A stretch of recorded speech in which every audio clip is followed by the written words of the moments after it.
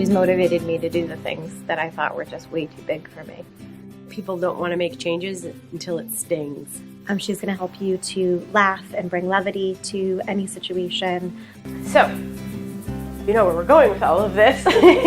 Emily helps me to get out of my box. She's always given everybody a pat and a push. She really encouraged us to dream big. I get excited when people come bombing back the next week and say, "You're never going to believe what just happened." She just has so many practical tips and ways that you can kind of do things in your everyday life. It's one of the most beautiful things is the simplicity of the methods that she uses. It takes the big things and makes them smaller. The information that I deliver is very simple. It's just not always easy.